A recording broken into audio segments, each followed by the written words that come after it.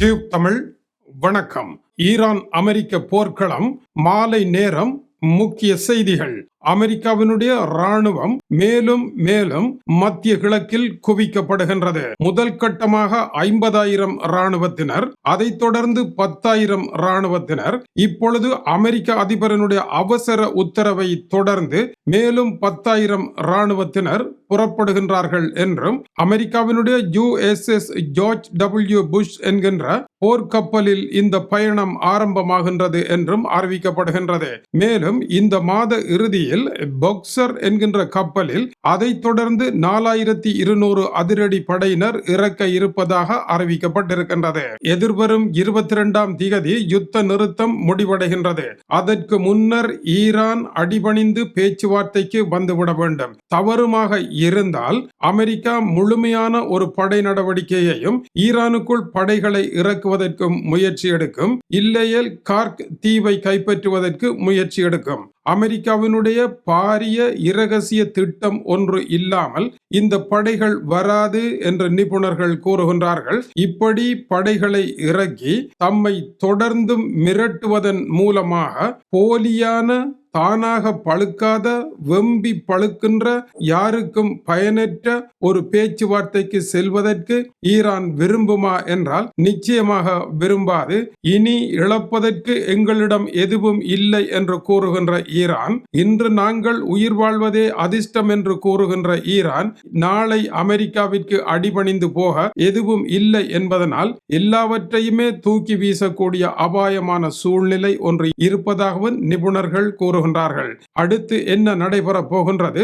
அரசியல் ஆய்வாளர் Robert Pope என்ன சொல்லுகின்றார்? அரசியல் ஆய்வாளர் ராபர்ட் போப், டொனால்ட் ட்ரம்பினுடைய நிர்வாகம் வாய் மூலமாக என்ன பேசுகின்றது என்பது இங்கு முக்கியமல்ல, களத்தில் ராணுவம் என்ன செய்கின்றது என்பதுதான் முக்கியம். அமெரிக்க அதிபரனுடைய வாய்ப்பேச்சுக்களுக்கு ஈரானும் ஒரு வாய்ப்பேச்சை நடத்துமாக இருந்தால் அது வெறும் பட்டிமன்றமாகத்தான் இருக்கும். ஆனால் களத்தை அவதானிக்க வேண்டும். களத்தில் புதிதாக 10,000 படைகளை கொண்டு சென்று இருப்பதானது அமெரிக்க படைகளை அழைத்து சென்று ஹோர்முஸ் நீரிணையை உல்லாச பயணிகளாக சுட்டி காட்டி அழைத்து வர அல்ல. அவர்கள் போருக்காகத்தான் போகின்றார்கள் என்பதை புரிந்து கொள்ள வேண்டும். ஈரானுக்கு மிகப்பெரிய அழுத்தத்தை கொடுக்கின்ற டொனால்ட் ட்ரம்ப் கார்க் தீவை கைப்பற்றுவது மட்டும் அல்ல, ஈரானினால் செறிவூட்டப்பட்ட 60% அளவில் உருவாக்கப்பட்ட யுரேனியத்தை பறித்து செல்வதற்கான ஒரு முயற்சியும், அதற்கான அதிரடி தாக்குதல்களையும் அவர் மேற்கொள்வதற்கான வாய்ப்புகள் உண்டு என்றும் அவர் கூறுகின்றார். ஒன்று பேச்சுவார்த்தையில் ஈரானை பணிய வைப்பது, இல்லை பிராந்தியத்தில் பெரும் போர் ஒன்றை உருவாக்குவது. இதை தவிர டொனால்ட் ட்ரம்பிடம் வேறு திட்டங்கள் இருப்பதாக தெரியவில்லை. 22ஆம் தேதிக்கு பின்னர் இந்த இரண்டில் ஒன்றுதான் நடைபெற போகின்றது. பூவா தலையா போட்டு பார்த்தால் ஒரு பக்கம் பூவாக பேச்சுவார்த்தையில் பணிய வைப்பது, மறுபக்கம் தலையாக ஒரு பெரும்போர். இதை தவிர மூன்றாவது பக்கம் இல்லை நாணயத்திற்கு என்பது அவருடைய கருத்தாகும். இன்று மாலை வரை ஹோர்முஸ் நீரிணையில் நடைபெற்றது என்ன?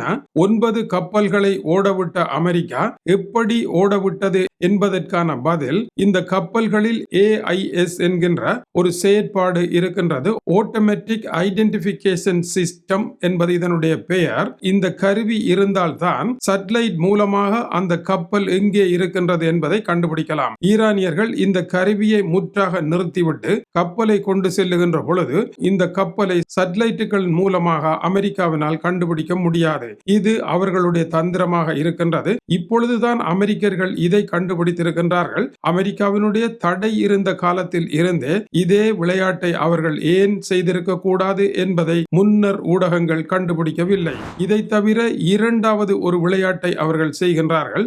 ஈரானில் இருந்து ஆயிலை எடுத்து சென்று நடுவழியில் இன்னொரு கப்பலில் அதை ஏற்றி விடுகின்றார்கள்.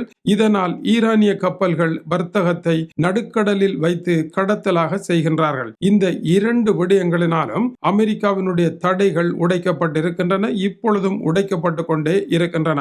பெருந்தொகையான ராணுவத்தை இறக்கி தரையிலேயே ஒருவரை பிடிக்க முடியாது இருக்கும் பொழுது இந்த உலகத்தில் தரையை விட பெரிதாக இருக்கின்ற கடல் பிராந்தியத்தில் எங்கே பிடிப்பது, எப்படி பிடிப்பது என்பது கேள்வியாகவே இருக்கின்றது. இதனால் தான் மேலதிக படைகளை அனுப்ப வேண்டிய தேவையாகவும் இருக்கின்றது.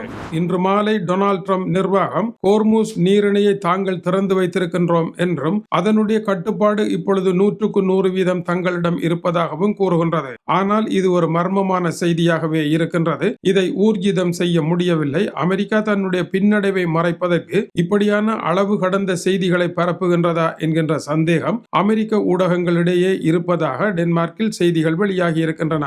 அடுத்த இன்றைய மாலை நேர முக்கிய தகவல்கள். டென்மார்க்கினுடைய செய்தியாளர் ராஸ்முஸ் டென்கோல்ட் கட்டாரின் தலைநகர் டோஹாவில் இருந்து தரும் தகவலின்படி அங்கு பெரும் பதட்டம் நிலவுவதாகவும் மிகப்பெரிய பொருளாதார நெருக்கடியும் எரிபொருள் கட்டமைப்புகள் மீது தாக்குதல் நடைபெறப் போகின்றது என்கின்ற அச்சமும் காணப்படுவதாகவும் தாங்கள் தங்கியிருக்கின்ற ஹோட்டல் ஆயிரக்கணக்கானவர்கள் இருக்கின்ற ஹோட்டல் என்றும் இப்பொழுது அங்கு யாருமே இல்லை, தாங்கள் மட்டும்தான் இருக்கின்றோம் என்றும் குறிப்பிடுகின்றார். 22ஆம் தேதிக்கு பின்னர் வருகின்ற ஒரு போர் இந்த இடங்களில் பெரும் தாக்குதலை செய்யலாம் என்று மக்கள் தலைதறிக்க ஓடிவிட்டார்கள். எல்லாமே வெற்றிடமாக இருப்பதாகவும் பொருளாதாரம் பெரும் பிரச்சனையாக மாறி இருப்பதாகவும் அவர் அங்கிருந்து சுட்டிக்காட்டுகின்றார். இன்று பிரித்தானிய பாராளுமன்றத்தில் பேசிய பிரிட்டனினுடைய பிரதமர் கெய்ர் ஸ்டாமர் நேட்டோவில் ஏற்பட்டுள்ள பிளவை அவருடைய பேச்சு சுட்டிக்காட்டுவதாக தெரிவிக்கப்படுகின்றது. அமெரிக்காவிற்கு எதிரான காட்டமான கருத்துக்களை அவர் கூறியிருக்கின்றார். டொனால்ட் ட்ரம்ப் எவ்வளவு அழுத்தம் கொடுத்தாலும் ஈரான் போர்க்களத்திற்கு பிரிட்டன் ஒரு காலமும் செல்லாது என்று திட்டவட்டமாக கூறியிருக்கின்றார். இதற்கு காரணம் என்ன? பிரிட்டனினுடைய நலம் மிகவும் முக்கியம் என்று குறிப்பிடுகின்றார். இந்த போர் நாங்கள் நினைப்பதை போல மலிவான போர் அல்ல, பெருந்தொகையான பொருளாதார இழப்பிற்கு காரணமாக அமைந்துவிடும். ஐரோப்பிய ஒன்றியத்தில் இருந்து பிரிந்த பின்னர் பிரிட்டன் பெரும் பொருளாதார நெருக்கடிகளை சந்தித்து வருகின்றது. இப்பொழுது பிரிட்டனையே சமாளிக்க கடினமாக இருக்கின்ற ஒரு நேரத்தில் பொருளாதாரத்தை இழப்பதற்கு பிரிட்டன் தயாராக இல்லை.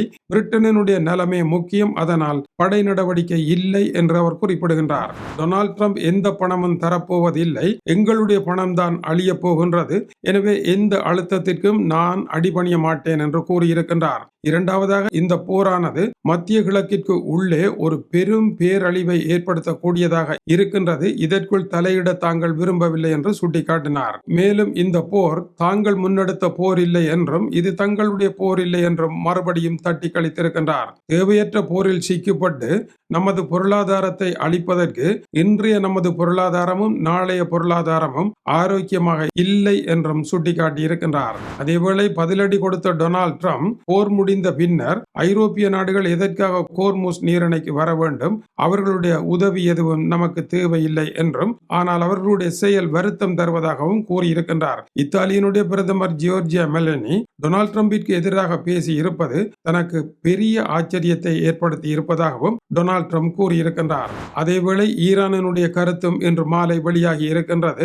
அமெரிக்கா தமது கப்பல்களை மூழ்கடிப்பது தொடர்ந்தால் பாரசீக வளைகுடா முதல் செங்கடல் வரை அனைத்து பகுதிகளும் ஸ்தம்பிதமடையும் என்றும் ஈரான் எச்சரித்திருக்கின்றது. அதன் பின்னர் உலகம் முழுவதும் பொருளாதாரம் ஸ்தம்பிதமடையும் என்றும் கூறியிருக்கின்றது. ஈரானினுடைய 8 கப்பல்களை தாங்கள் மறைத்திருக்கின்றோம் என்று டொனால்ட் ட்ரம்ப் கூறியிருக்கின்ற நிலையில் இந்த கருத்து வெளியாகி இருக்கின்றது. இப்போதைய நிலையில் பாரசீக கடல் பகுதி ஈரானின் கட்டுப்பாட்டிலும், ஓமான் கடல் பகுதியில் அமெரிக்க கடற்படையும், செங்கடல் பகுதி ஹவுதியினுடைய தாக்குதல் இலக்கிலும் இருக்கின்றது. எனவே ஒரு போர் வெடிக்குமாக இருந்தால் மத்திய கிழக்கு பொருளாதாரம் முற்றாக ஸ்தம்பிதம் அடையக்கூடிய அபாயம் இருக்கின்றது. அடுத்து என்ன நடைபெற போகின்றது?